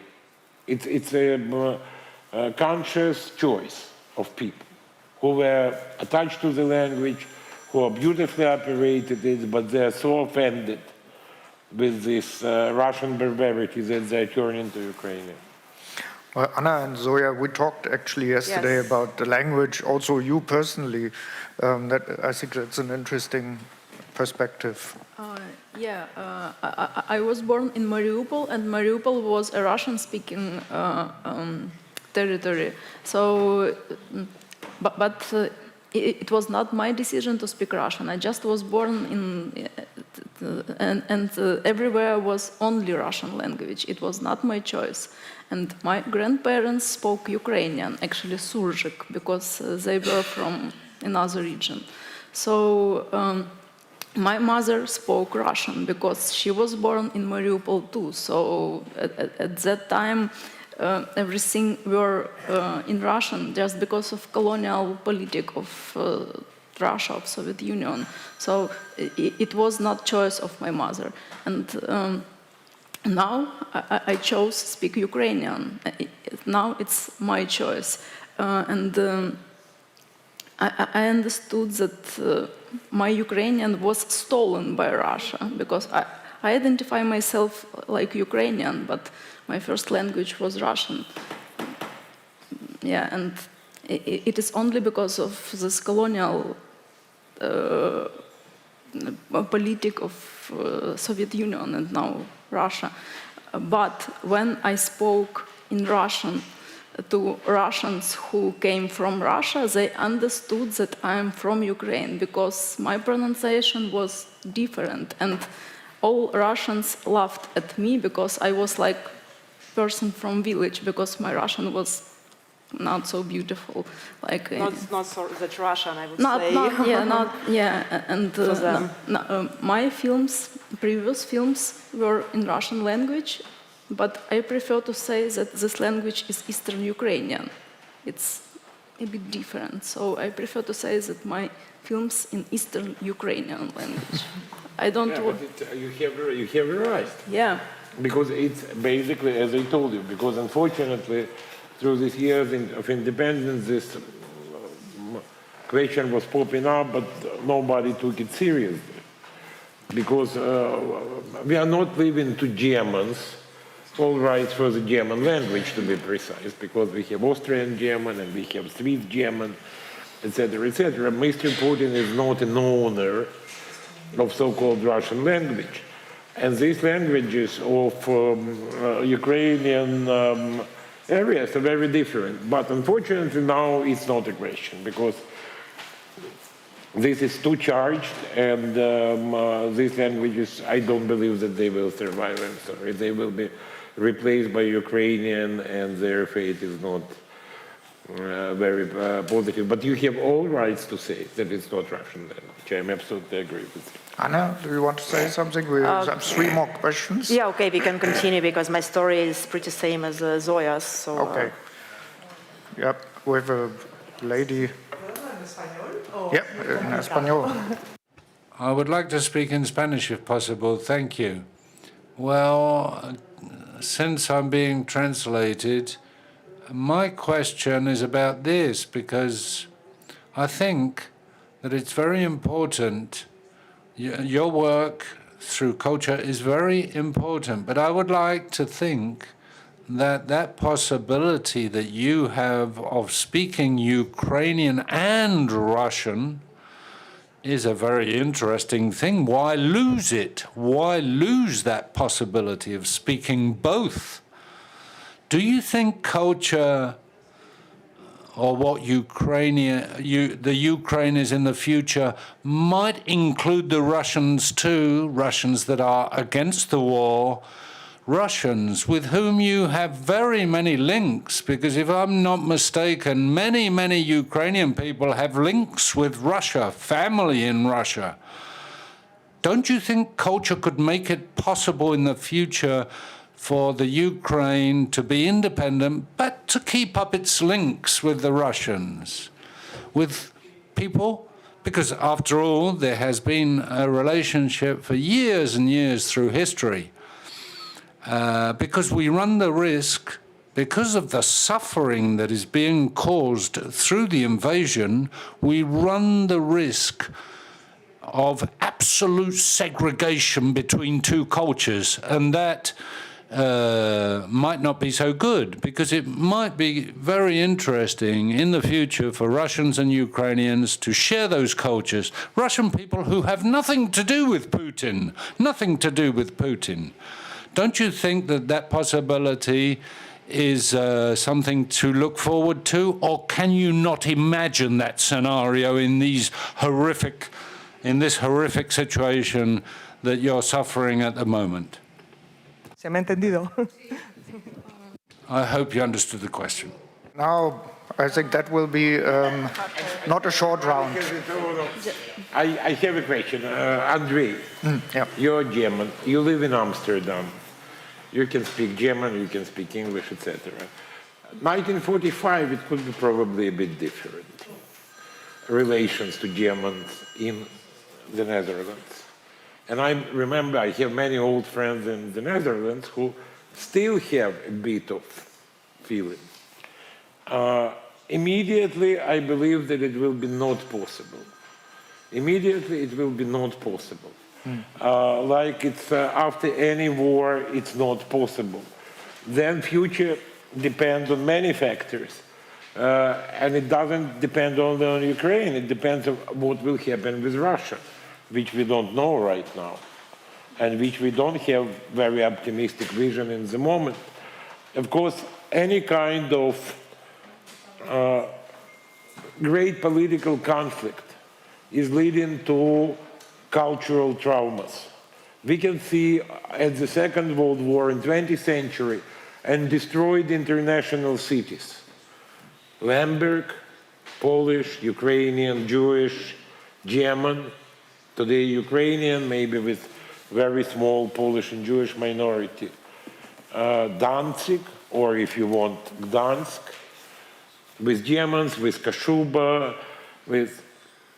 Yeah, and we can continue this sad list of destroyed cities, which were burgeoning cultural centers of... So, unfortunately, this internationalism did not survive conflicts. What will happen in Ukraine, we cannot tell you right now. We hope that in some distant future it will be possible, but it's very early to tell. Anna, Soya? So, actually, my father is Russian, and I don't want to speak Russian in future. I don't believe that I can speak Russian language, and it is possible for me. But and my father is Russian. I have links, but I don't want these links. No. Okay, I would like to add only one thing about this, is your perspective and understanding of things, including the language and culture and all this interaction between them, is dramatically different when you have Russian missiles attacking your home and when you don't have this experience. So that's it. Yeah, and I have to say that it's a shame, because before this war, we basically had very strange linguistic situation, which was very funny bilingualism, which I don't know equivalents. On Ukrainian television, often we have programs when one person was speaking Ukrainian and another person was speaking Russian. They are fully understanding each other, but they are not mastering each other's languages. This is done. This will not happen again. This is finished. And this again says about difference between us and Russians. Russians because cannot understand anything. This shows how international and open-minded and friendly we are. and how different they are in this matter. So. I think also Konstantin made an interesting comparison to the Germans, which often made in this. But there are two aspects, I would say. First, you are right. And even when I was in the Netherlands in the early 2000s and driving in a German car, people were showing the finger at me. In the 2000s, so you said, see how long it takes, and even today, the biggest pride moment in the Netherlands, I think in the last 50 years, was when the Dutch football team won against the German team. That's probably played every week on national television. That's one thing, but we're friends, but also something like, that's why I'm saying the miracle of Europe happened. Sort of 10 years after the war finished, the Europeans got together, including Germany, to work on this Schuman plan, for peace. But something changed. Of course, the German government changed. It wasn't the former government who was negotiating with the others how to build the new Europe. It was a totally different government. And I think that's the question, what happens with Russia. But yeah, we have two more questions. Francesca? I have one. I just wanted to take the conversation a little bit back to this morning, because I had such an interesting conversation. I learned so much, and we were discussing about obviously the integration of Ukraine into the European Union through the voice of many very influential policymakers and activists and journalists, and we were talking about, of course, all the reforms that Ukraine needs to go through, and this will take years. During and after the war, in order to reach these kind of agreements with the European Union. We, together with the European Cultural Foundation, are calling for a European cultural deal for Ukraine within the financial package that will go to Ukraine in the next year or two from the European Union, in order to already start this reconstruction process. But reconstruction of more than just buildings, but reconstruction of institutions, of the way things work. I mean, we are looking at whether Spain will take over the presidency of the European Union, and Spain has an 80% support in its population to support Ukraine joining the European Union. So the role of Spain in this next 6 months is going to be really, really important. So given that we have a Spanish audience here, I'd really like to draw back and ask the panelists, what are the reforms that they see that are necessary within the cultural sector? Because I've come across some, with my own fundraising and wanting to give money to certain institutions, the corruption that is throughout the cultural sector as well as many other places. So, just trying to change and veer the conversation towards where do we go from here? What are the changes that you would like to see in your own cultural sector looking forward, keeping in view that that's part of your integration process, I suppose. Thank you. Thank you. And Ambassador, do you have a similar question or no? Okay. So then let's take it after. Okay, I'm responsible for museum sector. It's like we saw with the military. It's not enough to give leopards. It's necessary to train personnel. More or less on the same point we are with art historical and museum system. Of course, Ukraine is a young independent country, 30 years of independence. Of course, culture never was a priority of the state during these 30 years. These museums need integration in the European system introduction of elementary things, like, I don't know, European facility report, to have normal experience. They need training of personnel. They need new, more developed system of conservation and restoration. And first of all, Ukrainian art historians need normal education, which I don't say that it's there. It never was there. It was not there during the Soviet time. This could be helped and facilitated by Europe. Not only giving money. Money is not enough. What is needed is some guidance. It's needed to send people to schools, to train, to create an internship for curators, to look reasonably what the needs of these institutions, like technical needs, etc. All of this could be done. If it could be done seriously, it could be done, and it's really needed. Mm-hmm. As about cinema, yeah, we need education, because education in cinema now is awful. So I think, yeah, we can start from some master classes or just some small things, and it is possible even now during war. And after that, of course, we need change things in education and cinema education. So yeah, it will be the most great thing. Because now we have really old system that came from Soviet Union time, and it's really awful. We need change. Yeah, we need change. We need education. Yeah, okay. Same goes for the classical music industry, but also I would wish to see more intense exchange between our educational system as well and our way of performing classical music, to exchange it with your European tradition, because we have pretty strong background in classical music, but still we need to be, again, more included into all European processes. That's why the project we are doing with the Philharmonic is helping with this in a way.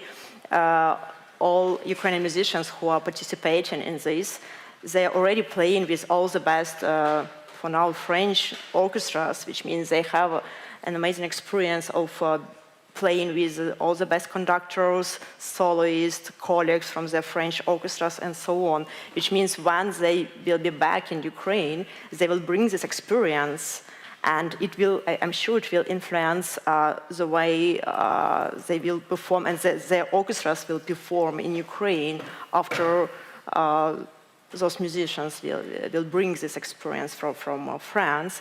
And I would like to call on Spanish orchestras and European orchestras to join this mission project and to do the same, to help Ukrainian musicians, to have them in your orchestras, to also help with this exchange format of helping our classical music industry, because it's very, very important. And it's also important to show what we have, because our classical music tradition is also very interesting, and I'm sure that we can give you something. So it's not only taking things from Europe, it's also about giving. Mm-hmm. Okay. I didn't really mean, per se, the artistic traditions, but it's higher up in the governmental levels. What are the shifts and the changes you'd like to see on a higher level? Yeah, in order to really bring this discourse further to another level. Yeah, when we are talking about European Union and all the problems, we have, and I discussed with some of Ukrainian colleagues today this issue, we fully have to revisit our legislation connected to culture, because we have antiquated, rusty laws, which we experienced with Francesca when we had to face a regulation of the Ministry of Culture that exhibition can live only to one country and then return to Kiev and then go to the next country, because nobody even imagined creating this regulation that exhibition can go to 3 or 4 locations. We have millions of such antiquated Soviet laws which fully passé, have to be changed immediately. We have idiotic law on export of art from Ukraine and on import of art from Ukraine.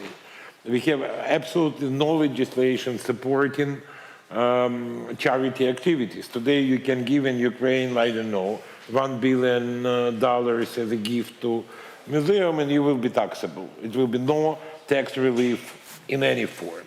So it's a huge block of legislation which has to be immediately revised. And of course, if we want to go into European Union, I think that we are facing this revision in any situation. We have to harmonize our legal system with European system. And people are understanding, of course, art will be the last and culture will be the last because there are more important priorities, but it's still important priority. That's what I see as extremely important thing. I'm sure that we have problems with law on cinema and with the committee on cinema and all the scandals. I don't know about music, but I'm sure that they have their own problems. But now it's a... Even the story of the Dovzhenko... Yeah, Dovzhenko Center, yeah. That was being shut down just simply because of a real estate deal. Yeah, there are many problems. This sort of corruption that actually is ready to annihilate, 25 years of an amazing progressive institution, yeah, of course. Progressive institutions in Ukraine are not necessarily protected. Yeah. Now is maybe the chance to let the ambassador shed light on all these things. Wow. Well, I'm not sure I will do that. Maybe some information at least. No, I wanted to follow up on the point that was made on what can be improved and what can you expect maybe from your partners. And I have to say that there is an immense wealth of solidarity in Spain towards Ukraine now, both at the civil society level and the government level. Yeah, we have seen some examples that have been pointed out before on the civil society, but also you can count on the administration. So these ideas that you have on what you want to need, please tell us, because I'm sure we're going to find interlocutors that are ready to help and to build on your needs, both, as I said, in civil society and in the administration. I've been an ambassador to Ukraine for a while now, and I've seen how different institutions are really willing to cooperate with Ukrainian institutions. So please knock on our doors and propose us things, and you will be surprised by the results. I also wanted to continue a bit the debate on the role of culture in our relations, and I think it's not a zero-sum game. In fact, culture is the vehicle to express our solidarity. And when we do something in Ukraine, it's not to get out something from Ukraine, it's to add to Ukraine. For instance, I think I was the first ambassador to organize a concert in the Philharmonic in Kyiv, after in the most difficult period. And I did a concert with Ukrainian artists, but Spanish music. And that shows that you can have cross-fertilization, that you can have really synergies between the two cultural worlds. Another example is a project of which I'm particularly fond, that we are now doing, is to bring a classical play of Calderón de la Barca to Ukraine, to translate it to Ukrainian, to have it played and directed by Ukrainians, and then to make it come back to Spain, to see how you have interpreted this Spanish classic in your own context. So there are many things that we can do that enrich us both. And I have to say, culture is one very important part of our diplomatic work, in the sense that diplomacy is to link our two countries. We are willing, and we are doing a lot of things in theater, lyric singing, photography, and we are ready to receive ideas in order to do more in this area. I also wanted to point one aspect which hasn't been very much touched during this debate, which I think is important. We're going to finance through through UNESCO an initiative in order to restore the patrimony, the heritage damaged by the war in Ukraine. This is also part of winning, to recover the heritage that has been lost or damaged during the war. Thank you.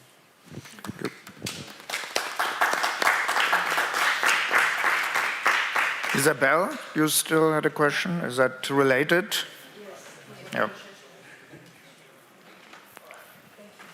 Yes, actually was also making the bridge to this morning, because what was one of the really interesting points were made that with the war, actually culture has another status on national level as well as on European level. And this is a chance not to be missed, because maybe this chance will not come again. Now, we have been, with different partners, we have been talking, how to make the better understanding, or the understanding of culture much more deeply rooted within society and within the political system. So usually we talk among ourselves and find it all very great, how powerful we are and all what we can achieve. But very seldomly we actually have politicians on the highest political level that have actually an open ear for this. I think with the war of Ukraine, things have changed. So for the time being, it can only be maybe, if we are skeptical, on the rhetoric level. But if we are more optimistic, then I would say it's very much on the strategic political level that things are changing. Now the question to all of the three of you is, in the future of Ukraine, after the war and the rebuilding and the reconstruction, it's not about reconstruction as it was, but reconstruction of something better, different. How do you see the culture sector itself building that capacity, able to build the community that was mentioned earlier, not again to work in clusters? So there's the film industry is working with itself, and then the artists and the visual arts are between themselves, everyone fighting for their own interests and their own support lines from governments. But do you think that there will be enough of enlightenment and among the culture sector to stay together, to fight together, and then also an understanding on the Ukrainian political side of the value of culture? So it's not anything anymore about EU and national states and foundations providing assistance and support mechanism, but actually Ukrainians themselves taking the lead in Ukraine with, of course, with capacity building and helping and training and so forth. Do you see this happening? And especially because we see so much brain drain happening, and so many of the powerful Ukrainian voices then leaving the country, also the artistic. Do you reckon they will come back to do that? Okay, maybe that is sort of a closing round here on that sort of topic of looking at the future and your ideal of how to rebuild the cultural sector in the Ukraine in clusters or not. And then we have a final summary by Felix Hett from the Friedrich Ebert Stiftung, who will bring it all together in a very concise and beautiful way, as he did this morning. So I'm looking forward to this. But before we have a sort of a closing round, maybe starting this time with Anna. No? Okay. Yeah. I'm still thinking because it's a big question, and right now it's really hard to imagine how things will develop. So me personally, I can only dream about how I would like to say Ukraine in the future and Ukrainian culture in the future. So for me, the most important thing would be to create a possibility for Ukrainian professionals to have the positions that will make the changes. Because right now, it's pretty hard in Ukraine. It's changing a little bit, but it's still hard in Ukraine for people with European background, with education, with skills, with ambitions to become director of the opera house, let's say, or director of the orchestra. And we have professionals with more than enough skills. We have amazing managers, cultural managers in Ukraine. So for me, the thing is to make it possible for them to lead this industry because I believe in them. I have a lot of faith in people in Ukraine and culture professionals in Ukraine. So once we have and they have opportunity to just do their job, which they can do perfectly, we will see a lot of beautiful results. Okay, Zoya?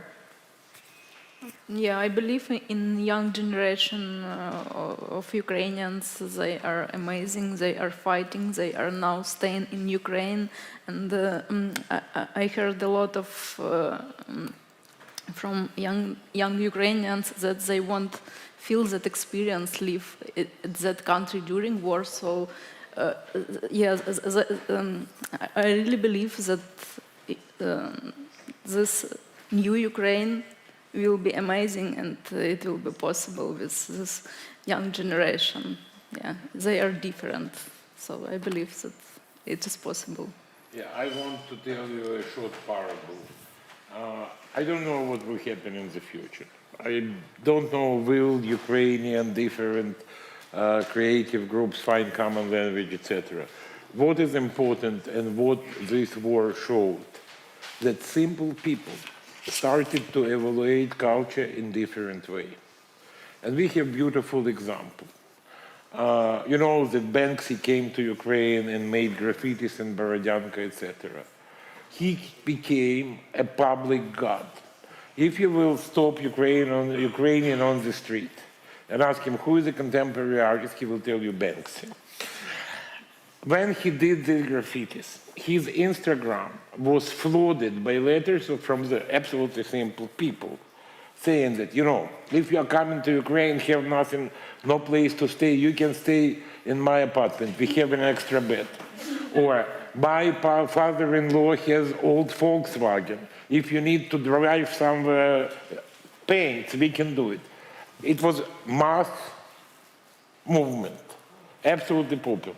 And we have in Ukraine one institution which I believe is the best institution measuring public interest and moods, which is Ukrainian post office. Because since the beginning of the war, they are publishing post stamps, picking up every time the most important popular events or figures in Ukraine, like our famous miner dog Patron, who became a mascot of Ukraine in this war and the favorite animal of all Ukrainian children. So now Ukrainian post office issued post stamp with Banksy, and I understood that he is really qualified for our Olympus. But it's very interesting that people, you know, I think that why this reaction?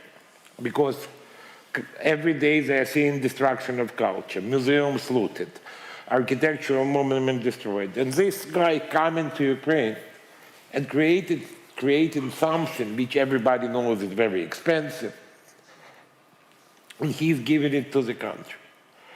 It's very interesting. It's a new, different approach to contemporary culture of very simple people. And this is giving me some hope. Well, thank you. I think we are at the end of this round.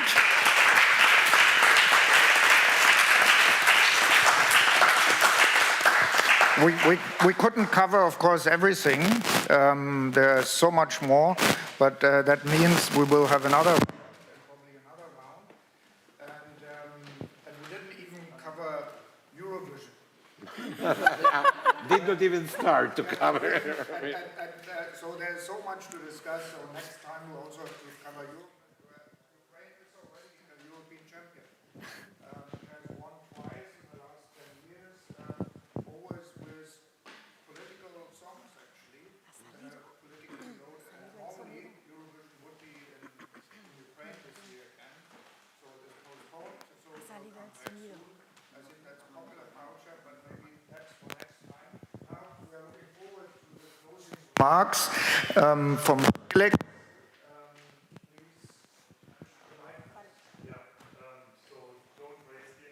expectations too high because I'm not going to fulfill them. So my name is Felix Hett. I work for the Friedrich Ebert Stiftung in Ukraine and the Republic of Moldova.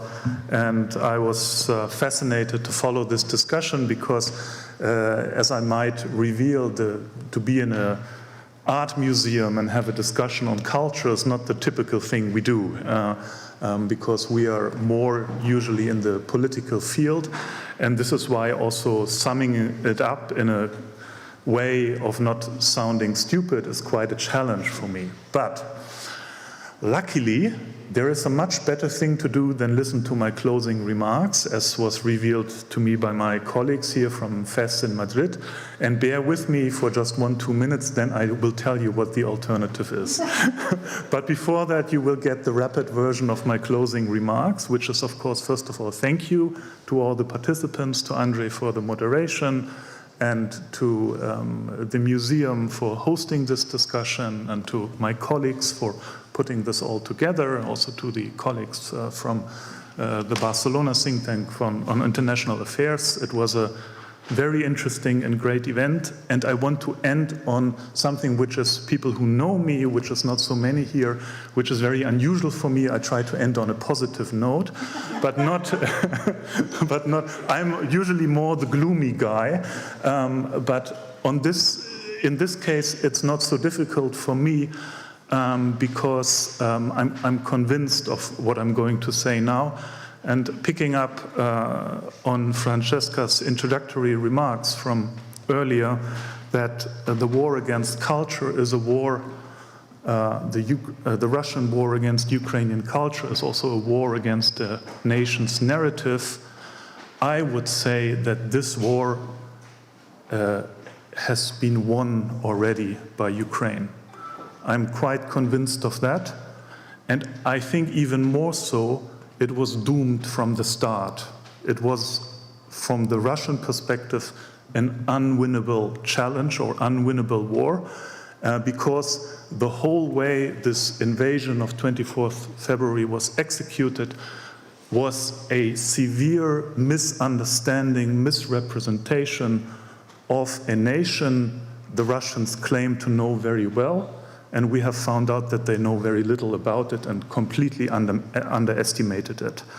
And I would even, but this is not the topic of the closing remarks now, I would even say in a political and military sense, Russia has already lost, at least strategically, the war, but that's a subject for another discussion. But the war against Ukrainian culture, for me, is lost, and I'm not worried about the future of Ukrainian culture. What Francesca also said, I took a note of that. I like this definition of culture or art as a space for discourse, for divergent opinions, and for counter-narratives.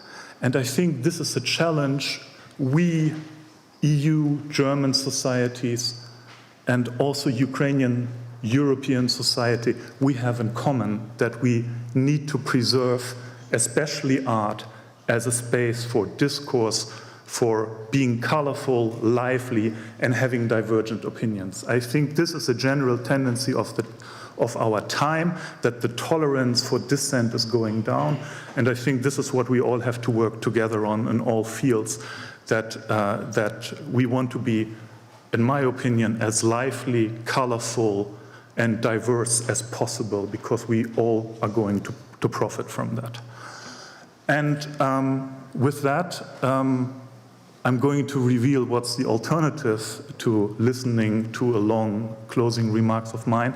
And this is the museum has gratefully, thankfully opened the opportunity for all of you now to go and see the exhibition, which we saw in the morning already, and which I will go to see again, but because I really liked it. I think it's a very interesting exhibition, and it's in a way an example of a part of the